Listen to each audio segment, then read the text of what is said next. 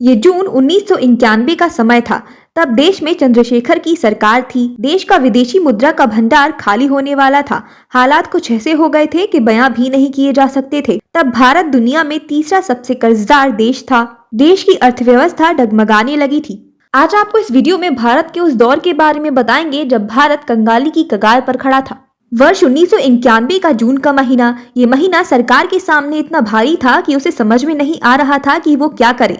विदेशी मुद्रा का भंडार करीबन खाली हो चुका था। इसमें $1 अरब की रकम बची थी, जिससे देश केवल 20 दिनों का तेल और खाने के सामान की मांग ही कर सकता था। मोटा विदेशी कर्ज अलग से गले तक पहुंच चुका था। जिन हालातों से कुछ समय पहले श्रीलंका गुजर रहा था, कुछ वैसे ही हालात भारत के भी हो चुके थे। ये तो खुशकिस्मती थी कि हम उससे बच गए, या यूं कहें कि वो संकट बस हमें छूकर निकल गया। उस समय देश में चंद्रशेखर की सरकार थी।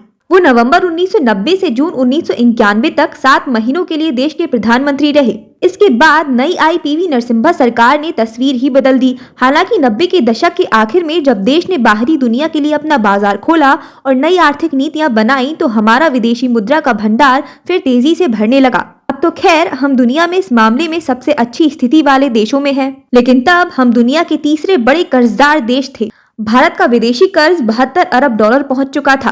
ब्राजील और मेक्सिको के बाद हम दुनिया के तीसरे सबसे बड़े कर्जदार देश थे। लोगों का भरोसा सरकार और अर्थव्यवस्था से खत्म होने लगा था।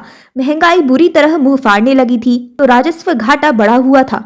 चालू खाता घाटा दोहरे अंक में था। अब आखिर ये संकट आया क्यों?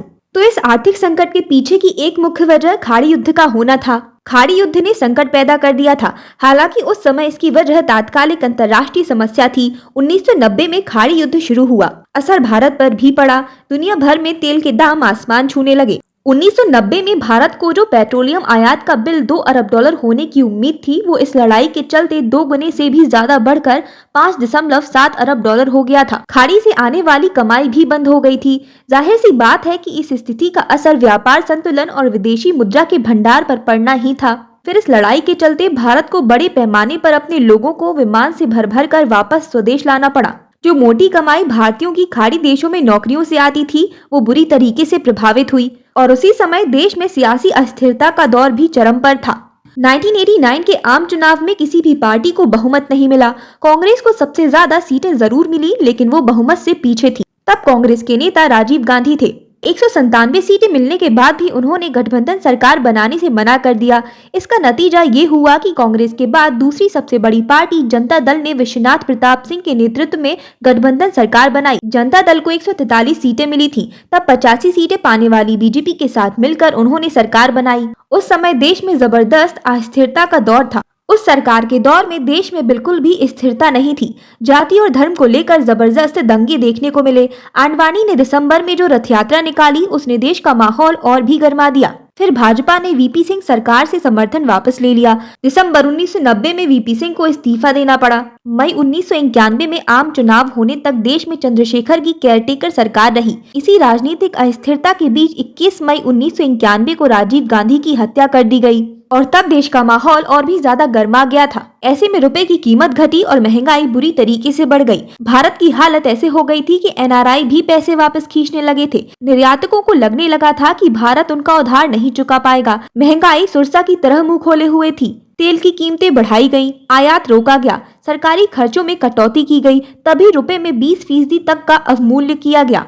बैंकों ने ब्याज दरों में बढ़ोतरी कर दी। इसी बीच खबर आई कि देश की चंद्रशेखर सरकार ने सोना गिरवी रख दिया है। तब भारत ने आईएमएफ के सामने झोली फैलाई। उसे वहां से $1.27 अरब का कर्ज मिला। हालत तब भी काबू में नहीं आई। देश के पास उबरने के लिए कोई रास्ता नहीं था। देश कभी भी दिवालिया हो सकता था। तेल के दाम आसमान छू रहे थे। हर महीने भारत को तेल आयात करने के लिए पहले से 2 गुना पैसा खर्च करना पड़ रहा था। और सबसे चिंता की बात थी कि तेल आयात करने के लिए महीनों नहीं केवल चंद दिनों का पैसा हमारे पास बचा था। पैसा मतलब विदेशी मुद्रा। आखिरकार चंद्रशेखर की सरकार 47 टन सोना गिरवी रखने पर मजबूर हो गई, जिससे विदेशी कर्ज की अदायगी की गई। देश के हालात बहुत खराब हो चुके थे। विशेषज्ञ इस चिंता में थे कि देश के हालात कैसे सुधरेंगे। मई 1991 में आम चुनाव हुए। नरसिम्हा राव, जिन्हें राजीव गांधी ने चुनाव लड़ने के लिए टिकट नहीं दिया था, वो सियासत से आधे रिटायर्ड हो चुके थे। लेकिन नियति को कुछ और ही मंजूर था। चुनावी मुहिम के दौरान राजीव गांधी की हत्या कर दी गई।